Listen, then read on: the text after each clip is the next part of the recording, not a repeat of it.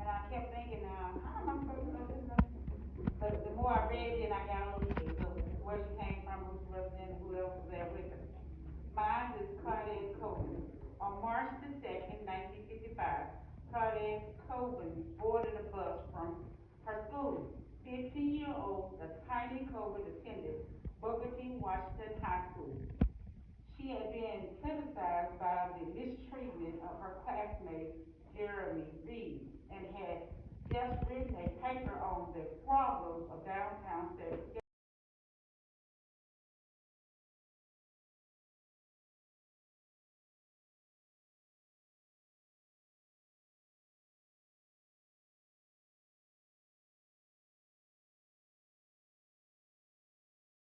Colvin refused.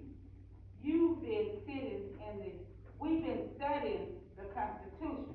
I know I had right. The standing white woman refused to sit across the aisle from her.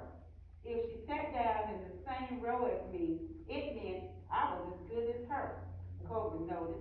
The driver yelled out again, "Why are you still sitting there?" Colvin recalled, a white driver yelled from the front, "You got to get up." A girl named Margaret Johnson answered from the back. She ain't got to do nothing but stay black and die. There were 13 students on the bus that day, most of them her classmates. Two cops roughly arrested her and pulled her off the bus. Other people on the bus said Colvin fought like a little tigeress, but Colvin maintained that she limped and didn't fight back.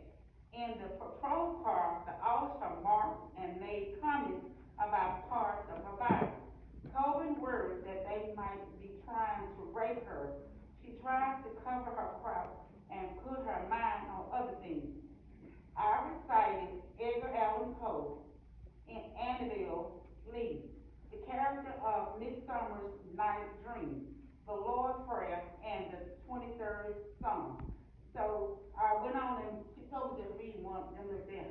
But I went on and looked. She said that she went to court and she was dismissed. She was charged with three other counts.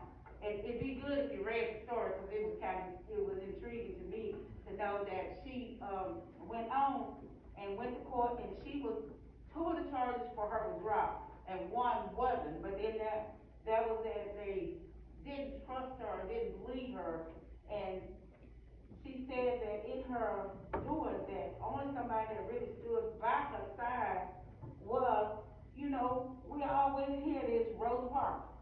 Rosa Parks stood by her side. Rosa Parks was there for her. She helped her to get through this.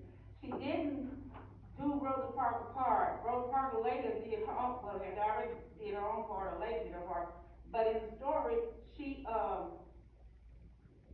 helped others maintain the way. Just like Sister Judge had said, let's help somebody else. And the amount of folks paving the way for us, somebody paved the way for this young lady. She paved the way for others. So don't forget where we came from. Don't forget who was there. My parents, your parents, the neighborhood parents. You can look around and see who helped you.